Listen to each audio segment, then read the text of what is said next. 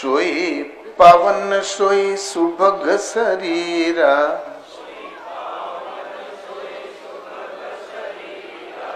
जो तन पाई भजिए रघुवीरा।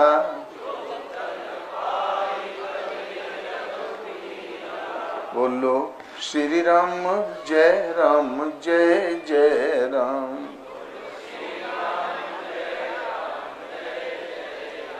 ओम जय सिया राम जय जय सिया राम।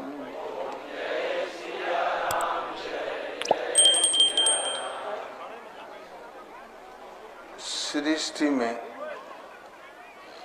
एक है तो भगवान, वो एक से सवा कभी हुए ही नहीं। एक ही उन्हें प्राप्त करने की विधि। जो मन इधर लगा है प्रकृति की ओर परवाहमान है, उधर उससे घुमाकर उन प्रभु में लगा दो, बस इतना ही है। कबीर ने बड़ा सरल शब्दों में समझाया कि एक राति का जोर लगावे, छूट जात भरमाशा। कहे कबीर सुनो भाई संतों, आछत अन्न उपासा। धोबिया जल बिच मरत पियासा। सदगुरु धोबिया से परचो नहीं। कैसा भी दाग हो धोबी छुड़ा देगा, लेकिन कोई दाग ने कलर का रूप ले लिया तो धोबी भी नहीं छुड़ा पाता। लेकिन जन्मांतरों के दाग पड़े हैं, भले बुरे संस्कारों के दाग पड़े हैं, उनको धोने में समर्थ है तो सदगुरु ही धोबी। और सदगुरु रास्ता बता देगा। ये दाग छुड़ाने की विधि जागृत कर देगा हृदय में। चलना साधक को ही पड़ता है। फिर साधक स्वयं में धोबी। दाग छुड़ाने की विधि जागृत होगी तो खुद उसे साधना में प्रवृत्त होना पड़ता है। और वो धोबी ब्रह्म पीयूष मधुर शीतल, जो पेशो रस पावे, तो कत झूठ बिलो की विषय रस, मन कुरंग जो धावे। ब्रह्म पीयूष, ब्रह्मामृत, मधुर और शीतल सबके हृदय में, तो जल में ठाड़ चिन्हत नहीं मूर्ख। वो जल के बीच में खड़ा है, ले मनमुखी को मूर्ख कहते हैं। अच्छा जल है खासा, तो कबीर कहता उसको हृदय में है, वो खुद धोबी है। अभ्यास तो साधक को ही करना पड़ता है। गुरु कुछ देता नहीं, साधक का ही गड़ा हुआ धन बता देता है कि वो प्रकाश दिखाई देता, पहुंच जाओ बेटा। चलना तो साधक को पड़ता है। तो जगत रूपी रात्रि में जो जोर लगाया पड़ा है मन कर्म वचन से, इधर से चित्त को समेट के मन कर्म वचन से पूरा जोर प्रभु के चिंतन में लगा दो। जो जोर इधर लगाए पड़ा है ना, उधर लगा दो। तो एक राति का जोर लगावे, छूट जात भरमाशा। तो भरम छूट जाएगा। सृष्टि में आस करें ऐसी कोई जगह बचेगी ही नहीं। कहे कबीर सुनो भाई संतों, अछत अन्न उपासा। धोबिया जल ही में मरत पियासा। स्वच्छ परोसी हुई थाली रखी है, उपासे मर रहा है। इसलिए रास्ता एक, ईश्वर एक, साधना एक, उत्तर कांड उत्तर है, सारे प्रश्नों का समाधान है। बाकी कांड जो 6 है उसमें प्रश्न उत्तर उलझा हुआ, अंत में सुलझा हुआ निष्कर्ष देते हुए तुलसी कहते हैं, इस संसार में धार्मिक कौन?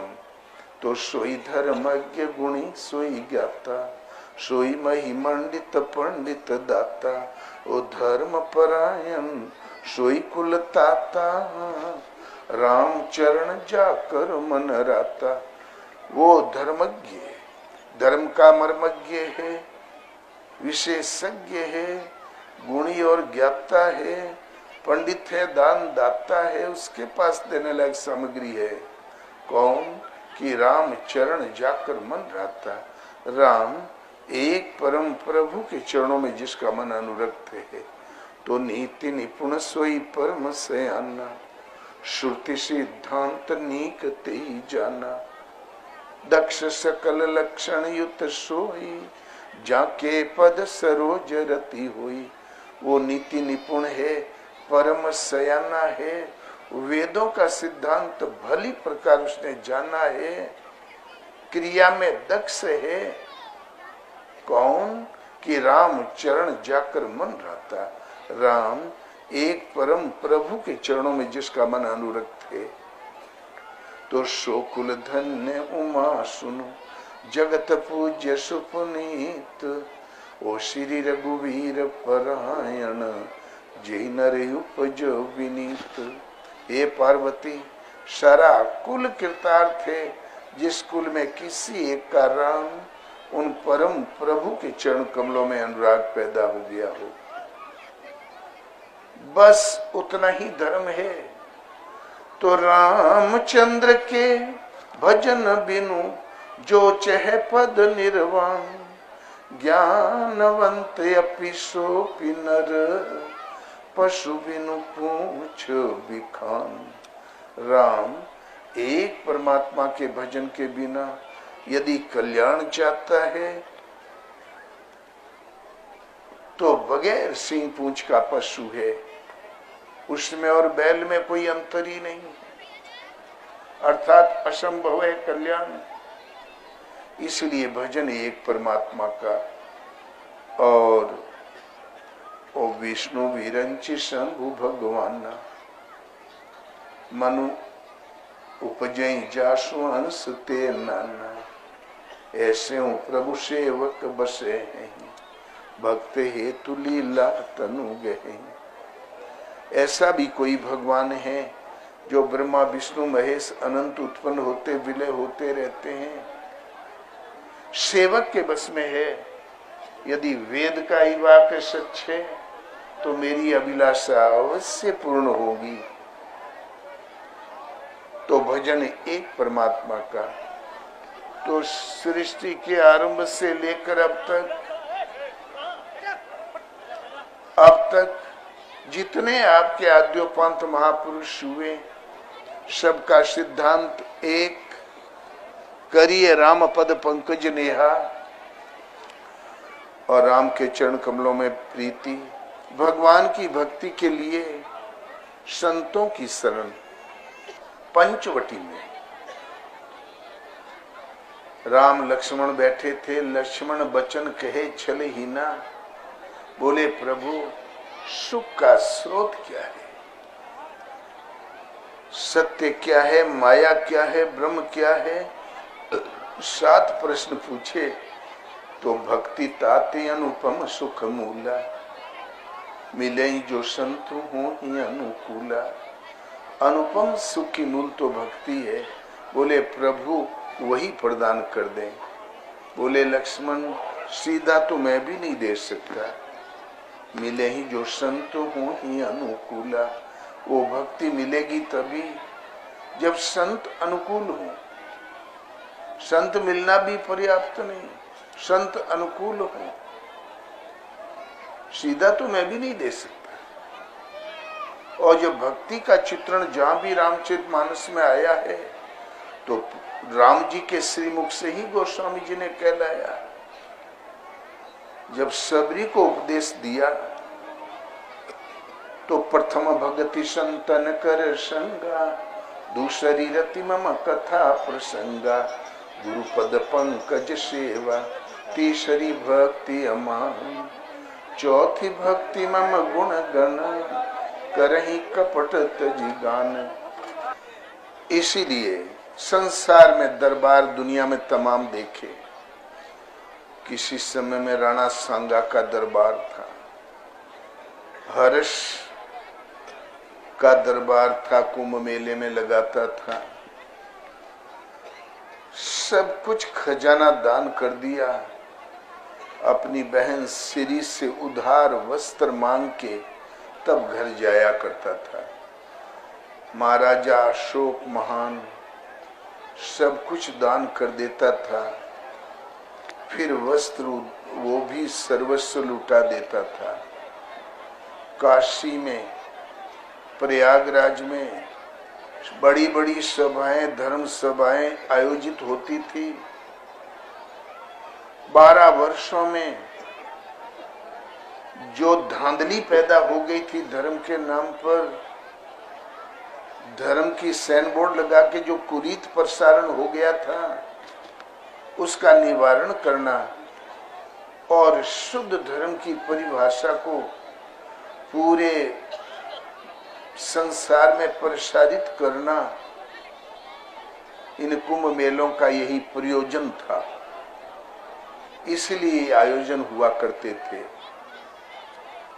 इस बार कुंभ मेला भी उसी धूमधाम से लगा, उसी धूमधाम से जनता करीब 10 करोड़ आई।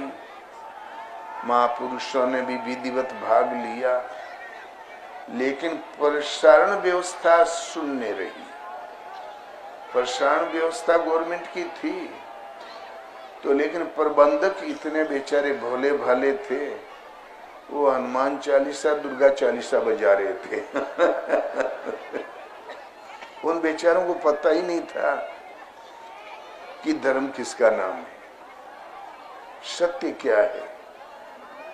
महापुरुषों से प्रार्थना करके सत्य की परिभाषा कैसे ली जाती है, वो तो महात्माओं के सामने ऐसे पेश आते थे जैसे सामने कोई मुलजिम खड़ा है। वो अपने अफसर बने हुए थे। क्या करें, उनकी ट्रेनिंग वही थी। फिर भी बहुत अच्छा था। उन लोगों ने जो कुछ कर रहे थे अपनी ट्रेनिंग के अनुसार ठीक ही कर रहे थे। ये मेले उसीलिए, लेकिन मति की रति गति भूति भलाई, जब जेहि जतन जहां जेहि पाई, सो जानब सत संग प्रभाव, लोकं वेद नया नहीं उपाऊ। मति कीर्ति विजय विभूति की और परम श्रेय की प्राप्ति जब कभी किसी ने पाया है तो सत्संग का ही प्रभाव है। न लोक में कोई तरीका है, न वेद में ही कोई तरीका है। और उस पहले संत संग तब सत्संग। और भगवान राम कहते हैं कि बड़े भाग पाई बसत संगा। जब सनकादि ऋषि मिले, भी नहीं प्रयास हो ही भव भंगा। जब सनकादि ऋषि मिले तो बड़े भाग्य से सत्संग मिला। तो पुण्य पुंज बिनु मिले ही न संता, और सतसंगति संस्कृति करे अंता। पुण्य का पुंज प्रगट रूप में साथ नहीं देता, तब तक संत नहीं मिलते, और संत मिले बिना सत्य का संगत नहीं मिलता, जो आवागमन का अंत करने वाला है। इसलिए बहुत दरबार देखे, एक से एक राजा महाराजाओं का, बादशाहों का, लेकिन धूल में मिल गए। सर्वोपरि दरबार होता है सदगुरुओं का दरबार। दुनिया के लतखोर जहाँ कहीं ठिकाना न हो, इन भोलेनाथ के दरबार में सबको ठिकाना लग गया। इसलिए भोलेनाथ का एक नाम है भूतनाथ। भूत माने जीवित प्राणी, प्राणी मात्र की शरण स्थली है। तो भोलेनाथ शिव, शिव आदि सदगुरु थे, जो प्रकृति की सीमाओं से अतीत थे। असीम तत्व परमात्मा जो उसमें स्थित है, वो शिव कहलाती है। आदि शंकराचार्य ने कहा अपने शिष्यों से, क्या पूजनीयम, पूजनीय कौन है भगवान? तो शिव तत्व निष्ठा, जो शिव तत्व में स्थित है वही पूजनीय है। जो प्रकृति की सीमाओं से अतीत है, वो है शिव। उस शिव तत्व में स्थित है वही महापुरुष पूजनीय है। तो शंकर एक स्थिति है। तो दरबार बहुत देखा है हमने, तेरे दर्शा कोई दरबार नहीं। जब शीश झुका गुरु चरणन में, तब जन के सिर कोई भार नहीं। बहुत दरबार देखे, लेकिन तेरे दर जैसा कोई दरबार नहीं। वो जब शीश सदगुरु के चरणों में झुक गया तो सेवक के सिर पर कोई भारी नहीं। वो सर्वोपरि दरबार है सदगुरु का। ऐसे ऐसे महात्मा हुए हैं बड़े बड़े विजेता। सिकंदर 32 साल कुछ महीने में मृत्यु को प्राप्त हो गया, कच्ची उम्र में। ऐसे बहुत से चले, कुछ दूर चले और थोड़ी दूरी में ठंडे हो गए। सदगुरु का एक ऐसा दरबार है जो लक्ष्य तक पहुंचा के ही दम लेता है। दर्शन, स्पर्श और स्थिति दिला के ही दम लेता है, बीच में कोई विराम नहीं। सदगुरु एक स्थिति है, सदगुरु एक क्वालिटी है। तो ब्रह्मवेता वक्ता सुरति, गुरु के लक्षण जान, वो इच्छा राखे मोक्ष की, ताहि शिष्य पहचान। तो ब्रह्म से वित्त हो, ब्रह्म के विषय में व्यक्त कर सकते हो।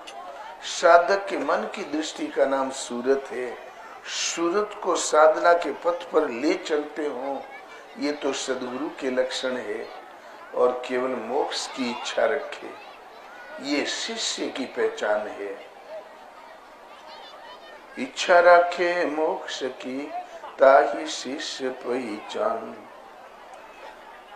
तो सदगुरु एक स्थिति विशेष है। और ऐसे सदगुरु के चरणों में जो किसी ने समर्पण कर ही दिया, तब फिर साधक के सिर पर कोई बोझ ही नहीं। कारण कि सदगुरु वाणी से उपदेश तब तक करते हैं जब तक हृदय से करना शुरू नहीं कर दिया। जब हृदय से उपदेश शुरू कर दिया, तब 14 आने 90% हृदय से उपदेश करेंगे, केवल 10% वाणी से भी कहेंगे। वाणी से भी वही बोलते हैं, हृदय से भी वही बोलते हैं, बात एक ही है। हृदय से जब बोलना शुरू कर दिया तो फिर साधक चाहे समुद्र के उस पार है तो सन्मुख बैठा है,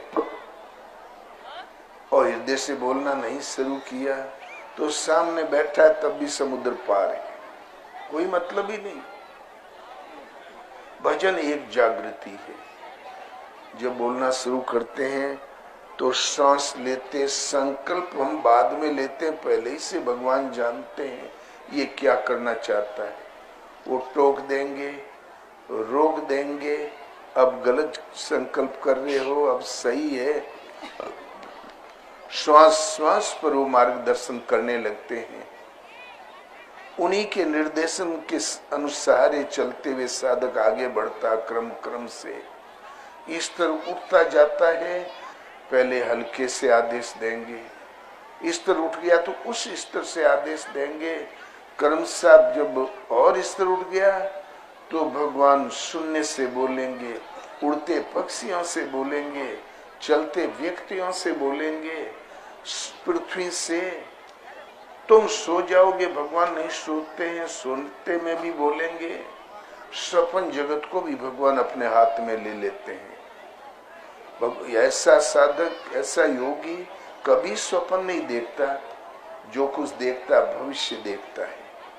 हर समय सोते जागते चलते फिरते आगे पीछे उनका वरदहस्त बना रहेगा।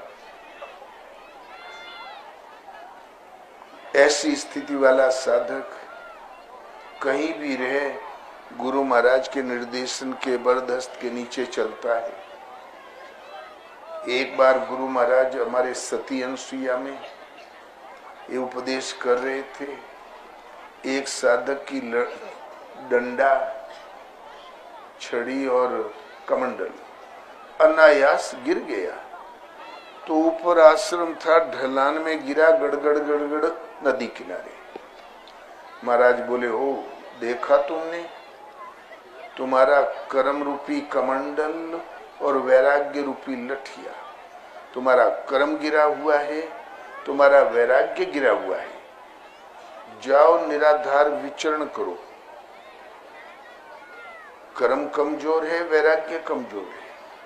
तो महाराज के शब्दावली में वैराग्य माने राग माने आसक्ति, वैराग्य माने आसक्ति त्यागो, इतना ही वैराग्य नहीं था। वैराग्य का मतलब है निराधार विचरण करो।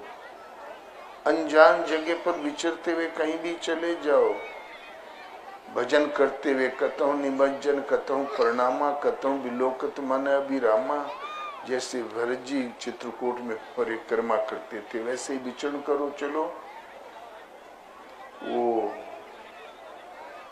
बोले तुम निकल जाओ। उस साधकों का जब गुरु महाराज से प्रेम हो जाता है जल्दी वो आश्रम नहीं छोड़ना चाहते, आनाकानी करते रह गए, न हटे। एक दिन ऐसे ही कोई महात्मा अच्छे आ गए। महाराज कहें, देख इनका भी भोजन बना ले, ये बड़े अच्छे महात्मा हैं। तो मुंह बना के बोले ब्रह्मचारी, बोले महाराज ये है तीर्थ चित्रकूट, कोई न कोई महात्मा तो हर समय आते ही रहते हैं। जब मैं दिन भर रोटी ही बनाता रहूंगा तब भजन कब करूंगा। इन्हें आटा दाल दे दिया जाए, अपन भोजन बना खा लें और मैं भजन करूं।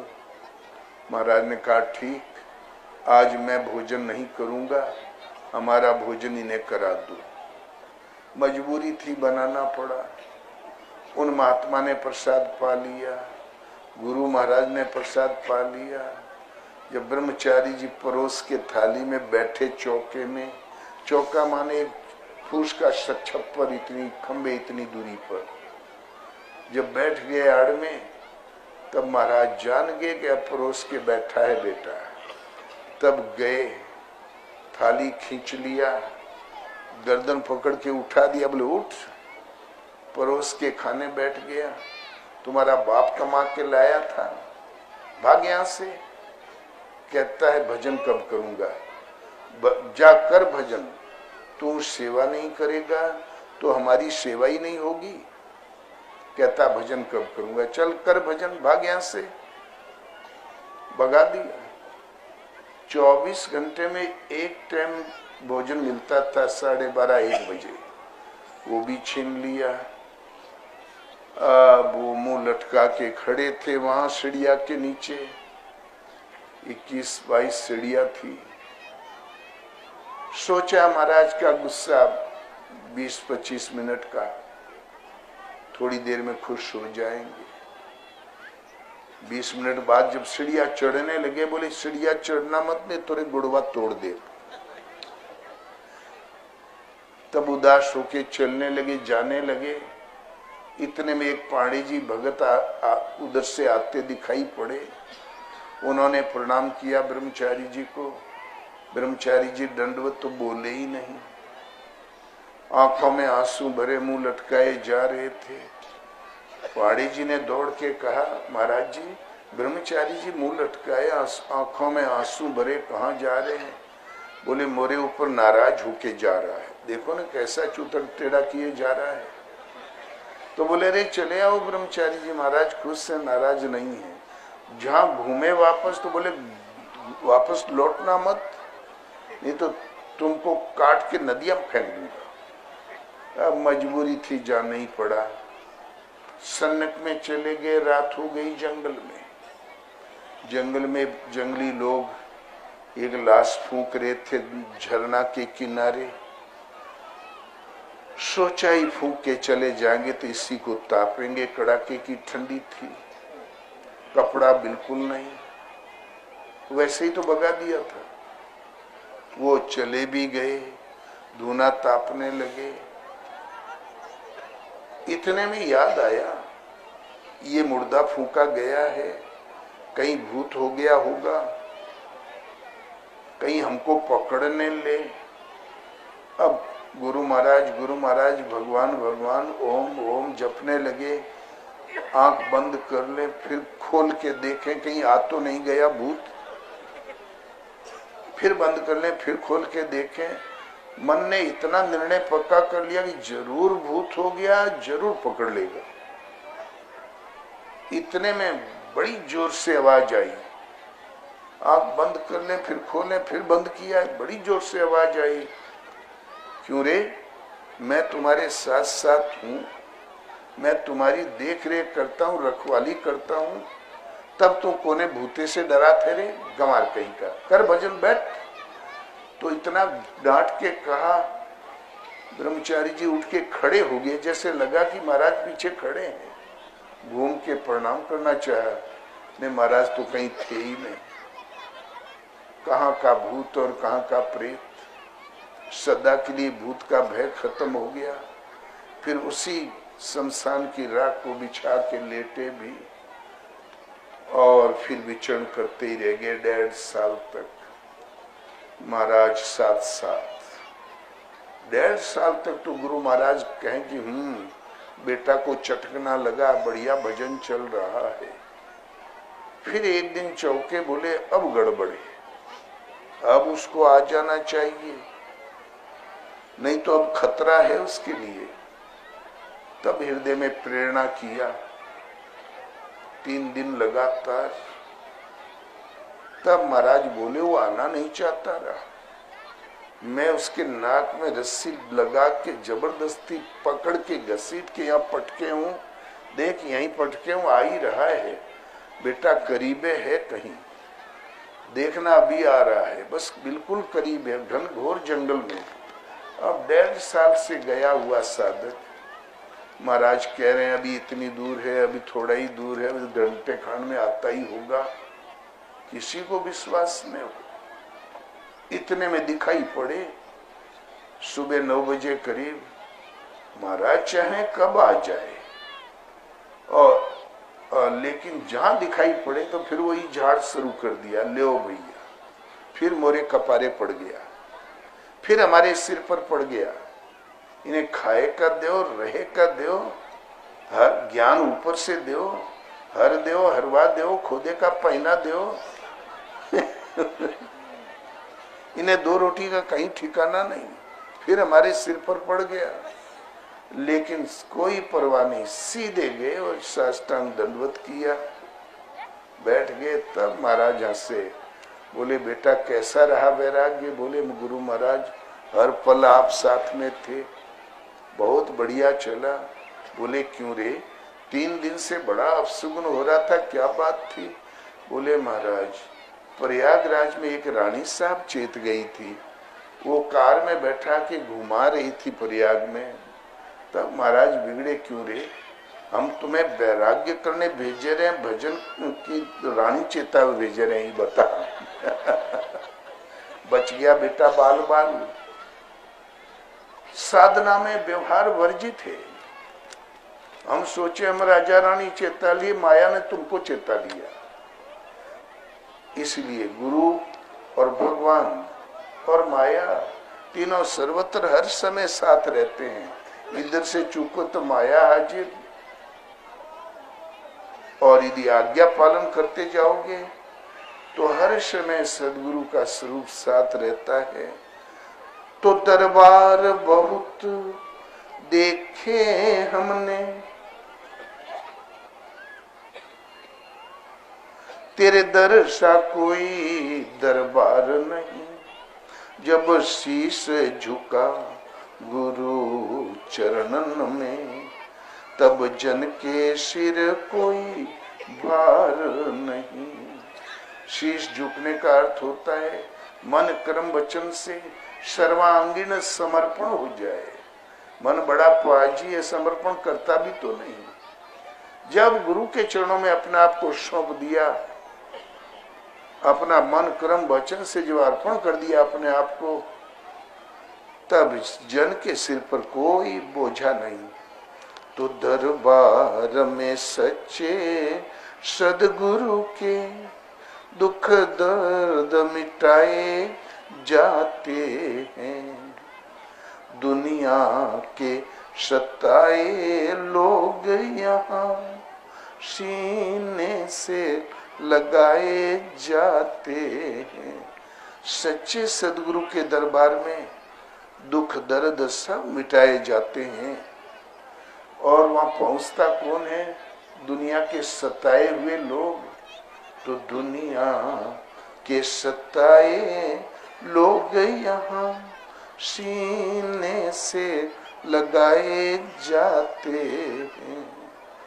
दुनिया के सताए हुए लोग यहाँ सीने से लगाए जाते हैं। तुलसीदास जिन्होंने रामचरितमानस लिखा, जन्मते ही पंडित लोग ज्योतिषाचार्य पीछे पड़ गए। अब सुगनी बालक है, उनके पिता का नाम था आत्माराम दुबे। बोले दुबे फेंक दे, गर्दन मुरेड़ के फेंक दे। अब सुगनी बालक। तो बहुत प्रतीक्षा के बाद संतान विहीन थे ये दंपति। एक लड़का हुआ, ज्योतिषाचार्य जो पीछे ही पड़ गए। तो जहां मां से छीना तो पुत्र मोह में मां तो वैसे ही मर गई। और जब जंगल में छोड़ के आया तो पापा वो मर गए। काश रहता तो न मरते। और लड़का ची ची रो रहा था तो एक मजदूरनी गई, चुनिया नाम की गांव की मजदूरिन दासी, वो उठा लाई। घर वालों ने कहा मत, अब सुगनी है, वो आत्माराम दुबे का लड़का कुसंस्कारी। बोले भले हम मर जाएं, हम नहीं छोड़ेंगे। 7 साल का तुलसी हुआ तो उसके भी सांसों के दिन पूरे हो गए, उसको उस तरफ काट लिया। अब गांव भर में मारा मारा फिरे, कोई दूध ने पिलावे, कोई रोटी का टुकड़ा न दे। एक दिन वो मंदिर के सामने खड़ा था, मंदिर के पुजारी ने पट बंद कर लिया और लोग एक तरफ, वो अकेला खड़ा रो रहा था। इतने में नरहरियानंद एक महात्मा उधर से गुजरे। बोली ये बच्चा अकेला क्यों रो रहा है? बोले महाराज बड़ा ही अभागा है, तक्षक है तक्षक, जो भी दूध पिलाता वही मर जाता है।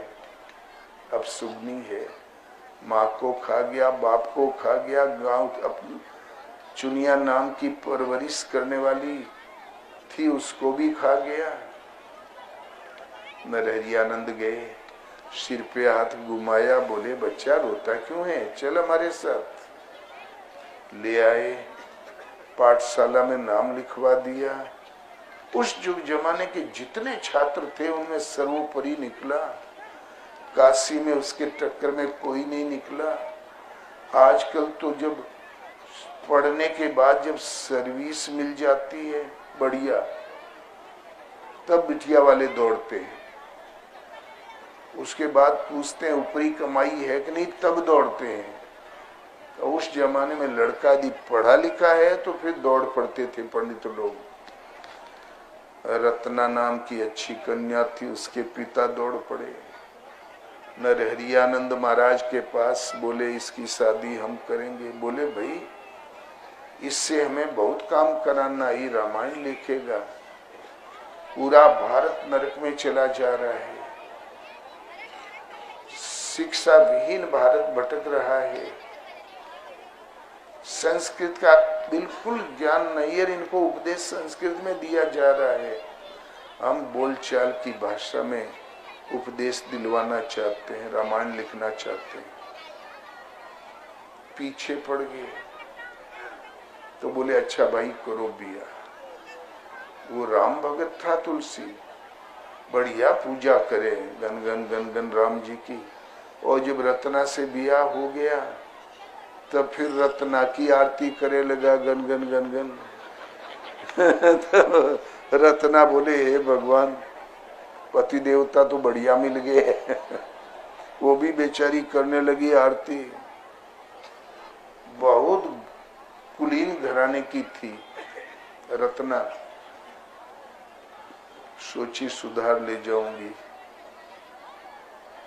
बड़े भैया पहलवान थे चोटी के, भैया दूज आई तो तुलसी इतना भगत हो गया कि छुट्टी नहीं दे रहा था। बड़े भाई भैया आए मोगरा लेके, पहलवान के पास हो तो होता ही क्या है। बोले चल जीजाक से हम निपट लेंगे। ले गया। तुलसी घर आए तो थी ही नहीं, चिट्ठी लिखी हुई थी। बोले बड़े भैया पधारे हुए हैं, 4 दिन में मैं श्री चरणों का दर्शन करूंगी। रोने लगा तुलसी। भागा गया जमुना किनारे तो भयंकर बाढ़। बोले नाव छोड़ो। बोले अरे इस बाढ़ में नाव डूब जाएगी। तो बोले घबरा के दौड़ा, इधर उधर कूद गया जमुना में। बहुत बड़ा तैराक नहीं था, लगा डूब के मरने। इतने में एक लाश मिल गई। लाश पकड़ के रात को 12 बजते बजते उस पार हो गया। बरसते पानी में कांटा खूंटी खेतों से पहुंच गया ससुराल। वो बड़े आदमी थे, पक्का घर था। चारों तरफ परिक्रमा किया तो रस्सी लटक रही थी, पकड़ के चढ़ गया ऊपर। इतना औरत का भगत था, इतना तो मालूम ही था किस किधर के कमरे में है। जाके कट जगाया तो बोले अरे आप। दरवाजा किसने खोला? बोले प्रिय तू जानती थी कि आ रहा है तुलसी। रस्सी जो लटका रखी थी, जब उसने दिए से रस्सी देखा तो सरप काला। बोले पार कैसे हुए जमुना? बोले प्रिय मैं कूद पड़ा, तुम्हारे प्रेम में डूब रहा था तो एक नाव आ गई। हमारे सौभाग्य से तुम्हारे प्रेम ने नाव भेज दिया। दुर्गंध तो बहुत थी लेकिन पार हो गए। तो बोले अरे अरे। वो बिगड़ खड़ी हुई। 2 बार मरते मरते बचे, ये तक्षक सांप से, उधर जमुना की बाढ़ में।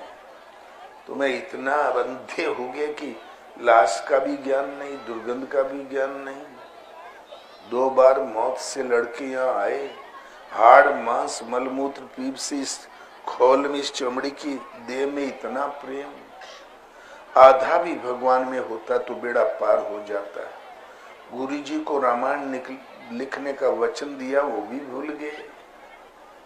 एक बार तो तुलसी को नहीं सुनाई पड़ा, दोबारे झिड़क के कहा तब थोड़ा समझ में आया। तिबारे जब कहा तब बोले चुप चुप, बताना मत किसी से कि तुलसी आया। उसने कहा मैं कैसे मुंह दिखाऊंगी समाज में, कैसे कहूंगी कि इतना सुयोग्य पति देवता मिले कि सर्पों से नहीं डरे, नदियों से नहीं डरे। बड़ी मानी सम्मानी थी वो, कुल मर्यादा का ज्ञान था उसे। बोले चुप चुप बताना मत, कूद गए, सीधा छत से कूद गए और निकल गए। तुलसी तुलसी हो गए। चित्रकूट पहुंचे और लगे भगवान की स्तुति करने कि अब लो नशानी अब न नशई हो। अब तक जो आयु के दिन व्यर्थ नष्ट हो गए तो हो ही गए, अब जो शेष बचे दिन है उनको नहीं नष्ट होने दूंगा। राम कृपा भवनिसा शिरानी, राम जी की कृपा से भव आवागमन की रात्रि का अवसान हो गया। जागे फिर न डसई हो, अब लो नशानी अब न नशई हो। तुलसी का कंठ फूट गया। रामायण भी लिखा, विनय लिखा। फिर जब खोजती हुई पहुंची रत्ना तो हाथ जोड़ के खड़े हो गए, तुम ही हमारी गुरु हो। बोले मैं कोई बिगड़ नहीं डालूंगी, कृपया गुरु जी को वचन दिया, रामायण तो लिख लो। माता ने बड़ी सहयोग किया। तो दुनिया का लतखोर जिन्होंने बहा दिया ज्योतिष, उस समय तुलसी रामायण न देते तो काश आज आप न होते। यहाँ पर अभियान था कि शब्दकोश से हिंदू शब्द खत्म कर दो मुसलमानों का, लेकिन इस रामायण ने बचा लिया। सबको सही अपनी भाषा में समझा दिया सबको। ये तो ज्योतिष में लिखा था कि अब सुगनी बालक के माँ बाप मर जाएंगे, ये नहीं ज्योतिष में निकला कि उद्धार कर देगा भारत का। पता नहीं क्या है ज्योतिष, हमारी समझ में नहीं आया। अब वो लतखोर गलियों में मारा फिर रहा था, तो दुनिया के सताए लोग यहाँ सीने से लगाए जाते हैं। मऊन लात खा के गुरु महाराज की शरण में गए रहे। ये जितने में आधे लाते खा के आए हैं गुरु महाराज की शरण में, सुख से घर कौन छोड़ता है। भर्तृहरियों के जो स्त्री लतिया दिए रही तब भागा रहा महाराजा चक्रवर्ती सम्राट। और दूसरी बात, दरबार में सच्चे सदगुरु के दुख दर्द मिटाए जाते। ये महफिल है मस्तानों की, हर शख्स यहाँ है मतवाला। भर भर के जाम इबादत के यहाँ सबको पिलाए जाते हैं। ये सदगुरुओं का दरबार जो महफिल है, मस्तानों की महफिल है। गुरु महाराज का प्रिय भजन था, तो पियत नाम रस प्याला, मन मोर भयो मतवाला। राम रस का प्याला पीते ही मन हमारा मतवाला हो गया। नाम तो सभी जपते हैं, सभा सोसाइटियों में नाम चलता है, संकीर्तन में नाम चलता है। कवि लोग गाते हैं राम राम की माला माताएं जपती है, सब बुजुर्ग जपते, सब। नशा तो नहीं दिखाई देता। वो कौन सा नाम है जो नशा हो जाए? तो बिनु कर चले जपे बिनु जी हवा, ऐसा अजपा माला। हर दम दम दम तार न टूटे, पियत बंक करी नाला। मन मोर भयो मतवाला। पीबत नाम रस प्याला, मन मोर भयो मतवाला। नाम रस का प्याला पियो और मन मतवाला हो जाए, वो जपने की विधि है। बिनु कर जब चले माला, नाम जपते समय चलती है ना आपका हाथ से। जिससे नशा हो जाता है वो माला हाथ से नहीं घुमाई जाती। बिनु कर चले जपे बिनु जीवा, जीव से राम राम ओम ओम नहीं जपा जाता।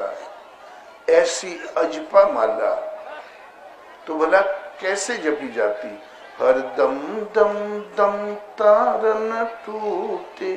हर दम दम दम अथवा पल पल कर्म न टूटे, तार न टूटे। भला तब कैसे जपे? पीवत बंक करी नाला। ये श्वास का नाम यौगिक शब्दकोश में सदुकड़ी भाषा में बंक नाल है। श्वासा नासिका से गई, मस्तिष्क, ऊपरी भाग का नाम ब्रह्मांड, फिर रीढ़ की हड्डी का नाम मेरुदंड, मेरुदंड से गुदा चक्र होके नाभि कमल, फिर लौट के उसी रास्ते से वापस आ गई। यही इसके प्रमुख जाने का रास्ता है।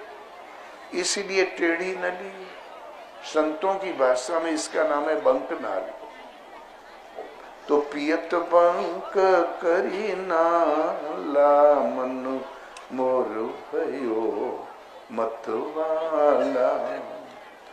मन को दृष्टा रूप में खड़ा कर दो, देखा भर करो, कब श्वास अंदर गई इसको पहचानो, कब लौट के आई इसे जानो, और फिर चिंतन से इसमें नाम ढाल दो। श्वास आई तो ओम, गई तो ओम, ओहम ओम। कुछ दिन ढालना पड़ेगा, फिर श्वास सिवाय नाम के और कुछ कहती ही नहीं। ढला ढलाया नाम आपको मिल जाएगा। फिर मन को खड़ा कर दो, देखा भर करे, सुना भर करे, नाम कब आई श्वास, क्या कहा, कब लौट के गई और क्या कहा, जहां देखने की क्षमता आ गई, इसका नाम है अजपा। हम अजप अर्थात मत जप, हम न जपें और जाप हमारा पिंड न छोड़े। फिर भजन एक नशा, तो ये भजन एक नशा। भजन की जागृति किसी महापुरुष द्वारा ही होती है, ये एक जागृति है।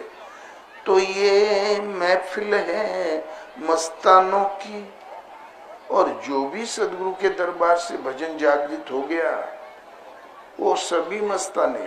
हर शख्स यहाँ है मतवाला, और कोई भी आ गया सबको मिलेगा, वहां कंजूसी बिल्कुल नहीं। भर भर के जाम इबादत का, मतलब सारी योग साधना का प्याला भर भर के यहाँ सबको पिलाए जाते हैं, यहाँ सबको पिलाए जाते हैं। फिर ये प्रार्थना करता है, यहाँ आने में लोग थोड़ा झिझकते हैं। ऐ जग वालों क्यों डरते हो, इस दर पे शीस झुकाने को। ए नादानो ये है वह दर है जहाँ शीस चढ़ाए जाते हैं। ये जगत वालों क्यों डरते हो इस सदगुरु के दरबार में शीश झुकाने को। ये नादानों, अल्प बुद्धि बाल बुद्धि वालों, ये वो दर है जहाँ शीश ही भेंट किए जाते हैं।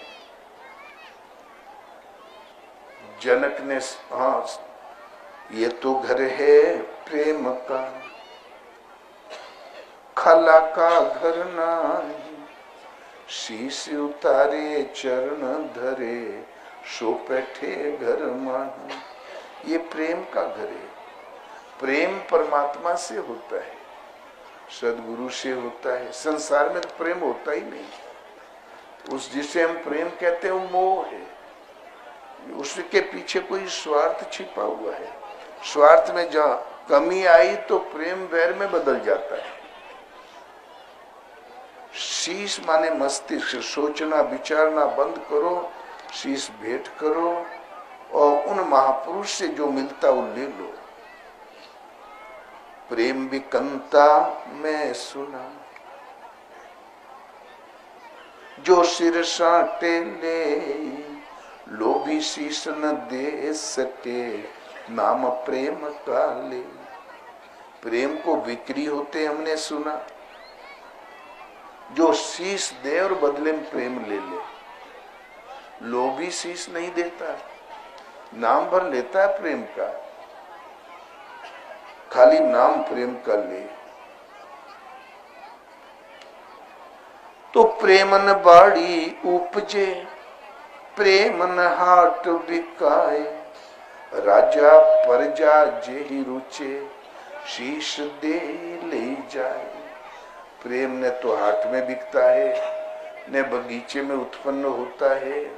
राजा हो चाहे प्रजा, शीश दो और प्रेम लो, अर्थात सर्वांगीण समर्पण कर दो और बदले में प्रभु के चरणों में पूर्ण प्रेम प्राप्त कर लो। मीरा थी हेरी में तो प्रेम दीवानी, मेरा दर्द न जाने कोई। दर्द की मारी बन बन डोलू, वैद मिला नहीं कोई। अरे जो दर्दी था तो यहाँ चली आती बीएचयू में, एरिटेक में, जंगल में कहाँ वैद बैठा है। लेकिन मीरा को जो दर्द था वो भगवत प्रेम का था। मीरा की तब पीर मिटेगी जब वैद सांवरिया होए। अष्टावक्र ने जनक से मन मांगा था, सिर का काम है सोचना विचारना निर्णय लेना, सोचना विचारना निर्णय लेना। गुरु को सौंप दो, उनके द्वारा लिया हुआ निर्णय ले लो, अपनी उधेड़ बुन खत्म करो। सर्वांगीण समर्पण का नाम है सिर देना। जब साधक भजन में प्रवृत्त हो ही जाता है तब लोग इल्जाम लगाना शुरू कर देते हैं, पागल है, बुद्धिहीन है, स्क्रूलूज है। तो इल्जाम लगाने वालों ने इल्जाम लगाए लाख, मगर तेरी सौगात समझ कर के हम सिर पे चढ़ाए जाते हैं। लोगों ने मीरा पर इल्जाम लगाया, जहर का प्याला पिला दिया।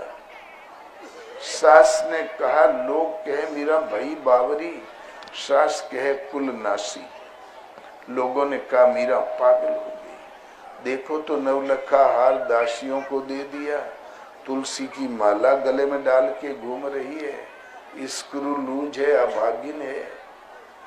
सास ने कहा पागल होती तो किसी कोठड़ी में पड़ी रहती, ये कुल का नाश करने कुल कलंक आई है। आज उस कुलवंती सास को तो कोई नहीं जानता, मीरा को संसार जानता है। मीरा इतने दिन वो द्वारका गई थी ना भगवान का दर्शन करने, पंडितों ने वहां के कुल गुरुओं ने कलंक लगाया। कुल गुरुओं ने बकरा काट के कहा मीरा पकाओ। बोले क्या? बोले माता का प्रसाद। बोले माता प्राण लेती नहीं, जीवन देती है, ये मांस मैं नहीं पकाऊंगी। तो चिढ़ गए थे, तो इतने दिन बाहर क्यों रही? तुम्हारे अंदर गंध आ रही है, तुम भगत नहीं, और जहर दे दिया। यही इल्जाम लगाया था। वो पी भी गई, मरी भी नहीं। तो इल्जाम लगाने वालों ने इल्जाम लगाए लाख, मगर लेकिन महापुरुष लोग तेरी सौगात भगवान के द्वारा भेजा हुआ उपहार समझ करके हम सिर पे चढ़ाए जाते हैं। वो सारे इल्जाम आज मीराबाई की महिमा के रूप में गिने जा रहे हैं। वो भगवान के द्वारा भेजा हुआ एक तोहफा, भगवान के द्वारा भेजा हुआ एक उपहार। काशी के महाराजा ने विचार किया कि हम कबीर साहब का सत्संग सुनेंगे। तो काशी के विद्वानों ने कहा, अरे वो जुलाहा, वो नीच, वो अधम, पढ़ा ने कढ़ा अंगूठा छाप। आप देखो, ये दिग्विजय जी से आप सुनिए ना, अभी अभी अवंतिका जीत के आप आए हैं।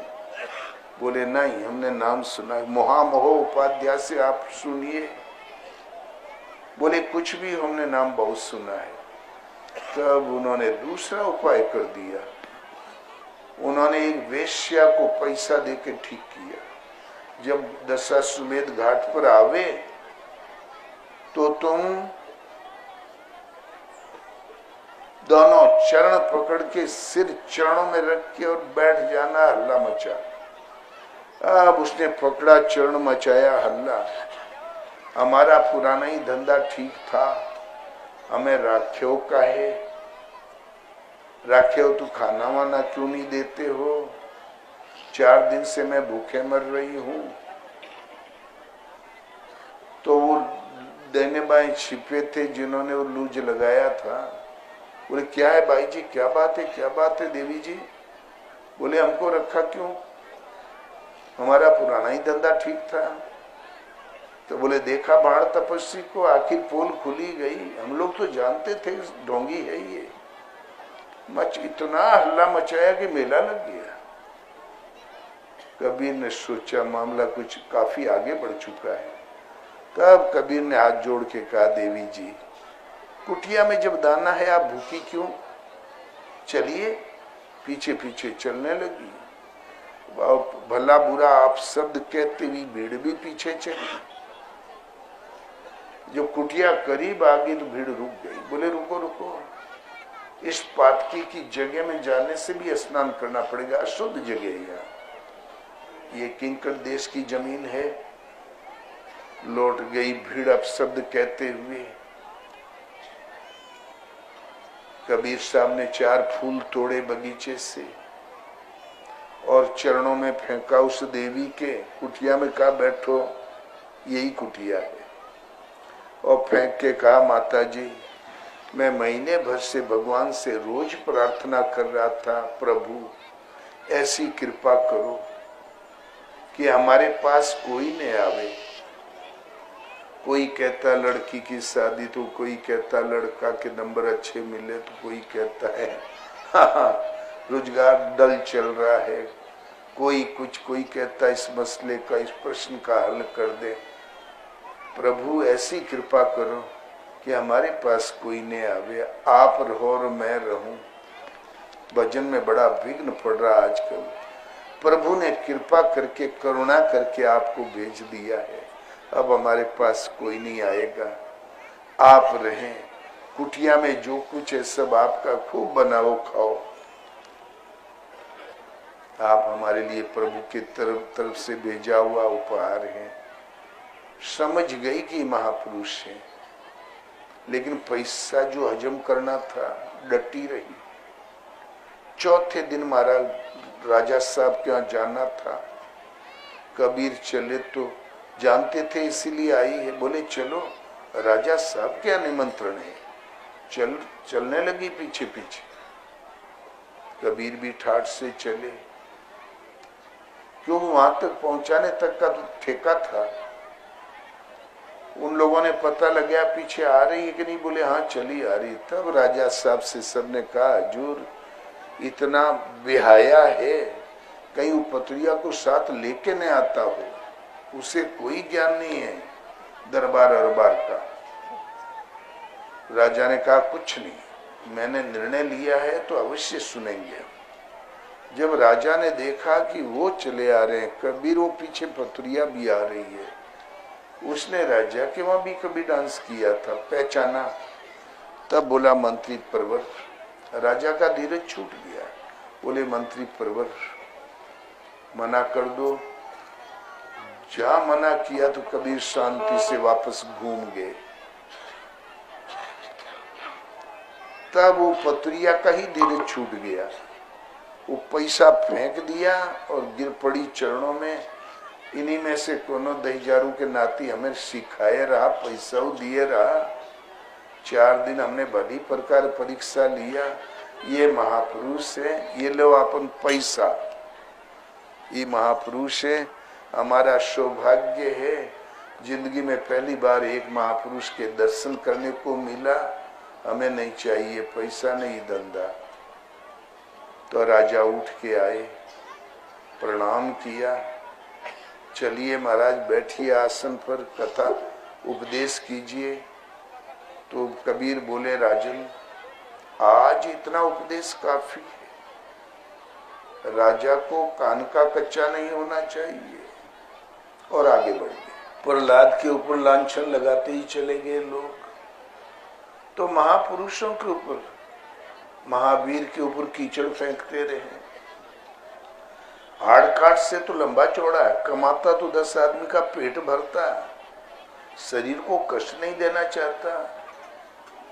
जबकि उन्हीं की स्टेट में वो किसी कोने में घूम रहे थे। लोग पता पा जाते तो गांव वालों को उल्टा टांग देते। तो महापुरुषों का कोई दूत कहे, कोई अवधूत कहे, बातें कड़वी मीठी, लेकिन संत ऐसे होते हैं, सममान निरादर आदर ही सब संत सुखी विचरंती मही। वो इल्जाम लगाने वालों ने इल्जाम लगाए लाख, मगर तो तेरी सौगात समझ करके, तुम्हारे द्वारा भेजा हुआ उपहार समझ करके हम सिर पे चढ़ाए जाते हैं। वो सिर पे चढ़ाते चले जाते हैं। दरबार में सच्चे सदगुरु के दुख दर्द मिटाए जाते हैं।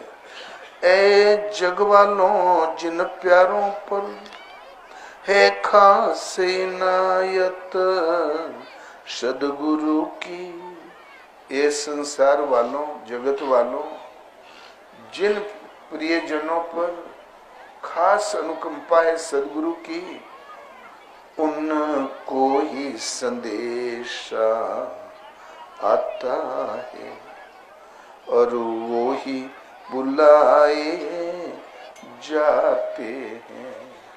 भगवान के द्वारा उन्हीं को संदेशा आता है। भगवान के दरबार में वही बुलाए जाते हैं। कबीर कहता, गगन मंडल में पिया गोहरायन, आवागमन की फिक्र मिटी।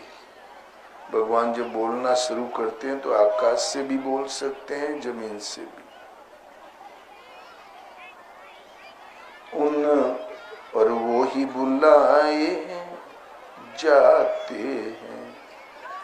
मांगना है तो उन्हीं से मांगो।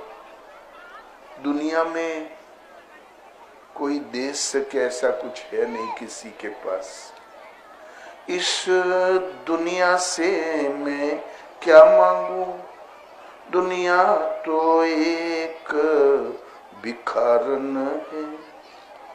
मैं मांगू अपने स्वामी से, जहाँ जगत पिता भंडारी है। इस दुनिया से मैं क्या मांगू, दुनिया तो खुद ही एक भिखारन है। राजा रंक सभी दुनिया के छोटे बड़े मजूर, हरिश्चंद्र एक हरि भजन बिनु अंत धूल की धूल। दुनिया तो खुद एक भिखारिन है। ये छोटे बड़े मजदूर हैं।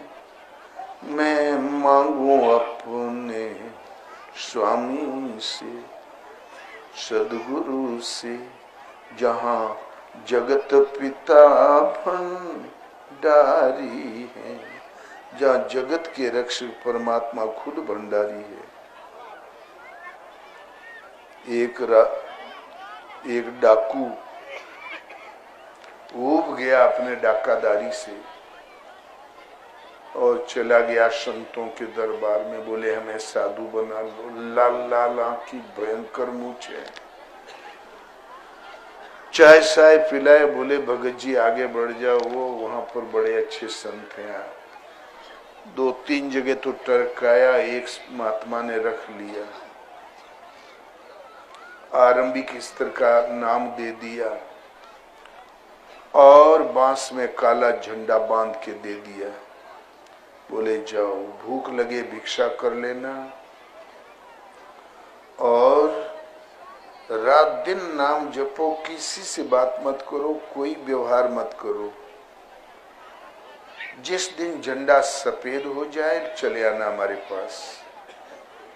वो बेचारा चला गया, रोज झंडा देखे, क्यों कर भला वो सफेद हो। 1.5 साल बीत गया और एक दिन 1.5-2 साल बीता। एक दिन गांव के बाजू में कोई घर, गांव से थोड़ा दूरी पे बन जाता है ना, थोड़ा दूरी पे घर था। नवाड़ी डाकू 4-6 उसमें प्रवेश कर गए।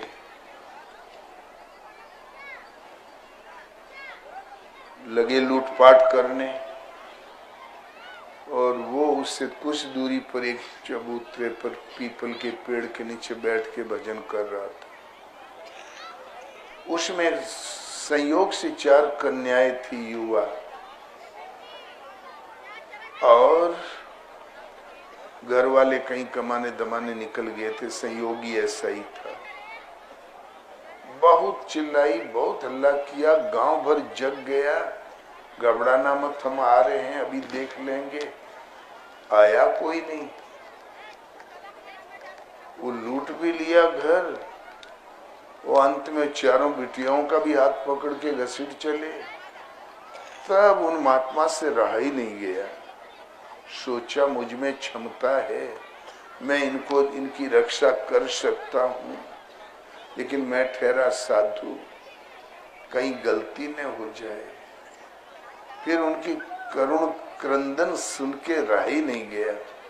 झंडा लपेटा बांस में और पैंतरे से टूट पड़ा, सटासट उन चारों डाकुओं को धराशायी कर दिया। अरे तो सदा हुआ हाथ था उसका, खटाखट उठा के खींच दिया चारों को, और जब गिर पड़े तो चुतरे में मारा चार चार और बांस, उठे ही लायक नहीं रह गया। और घर के बाजू में जो झोपड़ा था उसी में घुसाड़ दिया चारों को, सीकड़ी चढ़ा दिया, लकड़ी डाल दिया, और फिर वो हाथ जोड़ के बोला, बिटिया तुम लोग सुरक्षित हो, आज कोई खतरा नहीं है, सामान लेके बेटा घर में चली जाओ। और फिर अपन वो डंडा लेके चले गए। बोले कहाँ विघ्न पड़ गया, दूर चले गए किसी पेड़ के नीचे। फिर शांति से भजन में लग गए। बड़े सवेरे जब चुलमुल उजेला हुआ तो गांव भर दौड़ पड़ा, चिंता मत करना, दरोगा जी हमारे रिश्ते में पड़ते हैं, मायावती से हम साथ चाय पिए नहीं एक बार, अब जो जोन कहे अनुसार दौड़े चारों तरफ। उन महात्मा पर दृष्टि पड़ी तो लोग फिर बोले यही है, देखो ना मूछे देखो ना, दाढ़ी देखो। उनको घेर घार के लाए, बोले यही तो नहीं है डाकू। बोले इन्हीं महापुरुष ने तो हम लोगों की मर्यादा इज्जत बचाई, माल बचाया। तब गांव भर चरणों में गिर पड़े, बोले महाराज कहाँ गए वो डाकू? बोले इस झोंपड़े में जरा देखो तो। वो बेसथर पड़े थे, भागने वो लायक नहीं थे। इतने में महात्मा की निगाह पड़ी, झंडे पर तू सफेद था। दौड़ते हुए गए गुरु महाराज के पास, देखो गुरु महाराज झंडा सफेद हो गया। बोले बेटा हमारे राम नाम में कितनी शक्ति थी, काला झंडा सफेद हो गया। बोले नहीं गुरु महाराज, खाली वो राम नाम के शक्ति है कि माथे नहीं सफेद हुआ है, अमाओं के बल भर बांस चलाएगा पड़ा है तब सफेद हुआ है।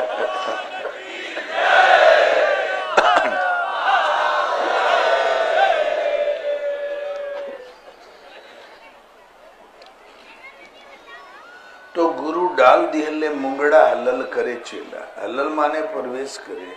गुरु जो डाल देते हैं नाम मंत्र, उसमें प्रवेश, हलल माने प्रवेश करना।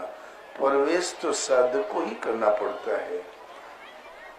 सभी तो डाकू है, मनी तो दस्यु है। वृत्ति दो प्रकार की सब किरदे में, दो। मनुष्य देवी संपत्ति से युक्त होता है, वृत्ति विद्या से संयुक्त, देवी संपत्ति से संयुक्त है तो शुभ्र सफेद। तो चित्त वृत्ति में लहरें उठती तो शुभ्र पारदर्शी कल्याणकारी और परमात्मा के आलोक से आलोकित होती है। और अविद्या से युक्त होती है, आसुरी संपत्ति से आप्लावित होती है वृत्ति, तो काली प्रकृति के घने अंधकार की ओर गतिशील होती है। वो अनंत योनियों के अंधकार की ओर गतिशील होती है तो काली। हर प्रत्येक साधक काला झंडा लेके आता है। जब भी संकल्पों की लहर उठती है पर मन में, मस्तिष्क में, जो अविद्या का प्रभाव है, तो प्रकृति के अंधकार की ओर ही गतिशील वही संकल्पों की लहर चलती है। वो तो हमारे पास था ही, श्वासी बांस से इसमें बंधी है। निरंतर नाम जप के गुरु महाराज का आदेश पालन करने से ये झंडे से श्वास प्रश्वास का जजन करना, निरंतर ओम ओम राम है राम है। सनई सनई काली माँ धुल जाती है और देवी संपत प्रवाहमान हो गई। विद्या ही का ब्रह्म गति प्रदाया, बोधो ही कोई अस्तु विमुक्ति हेतु। विद्या उसे कहते हैं जो ब्रह्म गति प्रदान करे आपको। बोध उसे कहते हैं जो पूर्ण मोक्ष का कारण है। जब विद्या से संयुक्त हो गई, जो ब्रह्म गति प्रदान करने वाली विद्या प्रसारित हो गई वृत्ति में आपके, तो मन में तरंग भी उठेगी। तो ईश्वरीय आलोक, ईश्वरीय वातावरण को लेके ही तरंग उठेगी। तो शुभ रहे पारदर्शी झंडा सफेद। तब फिर ये मन बुद्धि चित्त अहंकार ये चारों अंतःकरण बिल्कुल मुक्त हो जाएगा और ये असुरी संपद मारी जाएगी। एक राजा ने घोषणा किया, बोले हमारे राज्य में भूखा नंगा कोई नहीं रहे। बस वो कई करोड़ का बिल बन गया और मंत्री अफसर घूम गए। आके रिपोर्ट दिया, हजूर एक व्यक्ति ऐसा जिसके पास कुछ है ही नहीं, लेता भी नहीं है। मंत्रियों का अफसरों का मन था कि ये भी कुछ ले ले तो हमारा टीएडीए कुछ बन जाए। तो राजा बोले, सब ने कहा हजूर राम राज तो हम नहीं कह सकते, लेकिन राम राज के बाद कोई यदि स्टेट राज है तो आपका। सबके पास दूध दही है, खान पान है, रहन सहन है। केवल एक व्यक्ति ऐसा कुछ है भी नहीं, कुछ लेता भी नहीं है। तो बोले बस केवल एक केस बचा तो मैं स्वयं देखूंगा। राजा साहब खुद गए, वहां जाके कमर में हाथ धर के खड़े हो गए। वो थे महात्मा, ऐसे ही रेते में पड़े हुए थे कटेसर के पास। तो बोले ओ ऐसा करो, इनको ये जो 100 बीघा वाला फार्म है ये दे दो। तो महात्मा ने सिर हिलाया, बोले नहीं। बोले कम है तो ये 500 एकड़ वाला फार्म दे दो, कोठी भी दे दो। तो महात्मा ने हाथ जोड़ा, बोले नहीं। तो बोले अच्छा ठीक है, ये चंदोली वाला तालुका दे दो। तब मंत्री लोग घबरा गए, बोले साला इतना तो हमारे पास भी नहीं है। तब फिर बोले अरे मालिक आए हैं, ले लो जो चाहो, तकदीर खुल जाएंगे। तब बोले मालिक हैं? बोले हाँ। तो ये देंगे वो तो मैं नहीं लूंगा, लेकिन जो मैं मांगूंगा वो मालिक दे तो मैं जरूर ले लूंगा। राजा खुश हो गया। अच्छा अच्छा तुम मांग लो, जो मांगोगे दूंगा। तब मालिक से प्रार्थना है कि मैं जहां जाऊं साथ साथ जाए, मैं सो जाऊं तो मालिक जाग के पहरा दे, और मैं जो खाऊं वो खिलाए और अपने न खाए। मैं सो जाऊं तो मालिक पहरा दे, मैं जहां जाऊं मालिक साथ साथ जाए। तो बोले अरे ऐसा कैसे हो सकता है, जो खाऊंगा खिलाऊंगा, मैं भी सोऊंगा जिस बिस्तर पर उस बिस्तर ऐसे ही बिस्तर पे तो मैं भी सुलाऊंगा, मैं जहां जाऊंगा साथ लेता जाऊंगा, तो सिर फिरा कहीं चल दे हमारा राजकाज चौपट हो जाएगा। बोले राजन ऐसा ही मालिक मुझे उपलब्ध है। तब राजा सनका, बोले क्या मुझे भी मिल सकता? बोले अवश्य, तुम 6 महीने इस नाम का जाप करो, तुम्हें अवश्य मालिक मिल जाएगा। तो फिर उस दिन से राजा भी भजन में लग गया। भजन की जागृति में हमारे 6 महीना बहुत होता है। गीता पढ़ो और सदगुरु के शरण सानिध्य में सेवा और नाम जपने से आप पाओगे। गीता पढ़ोगे और फिर विधिवत पढ़ के जब भगवान में श्रद्धा स्थिर करके पढ़ोगे, तो गुरु महाराज के शरण सानिध्य में पढ़ोगे, तो 6 महीने में पाओगे कि भगवान कुछ पूछ रहे हैं, भगवान कुछ कह रहे हैं, आगे पीछे कोई है।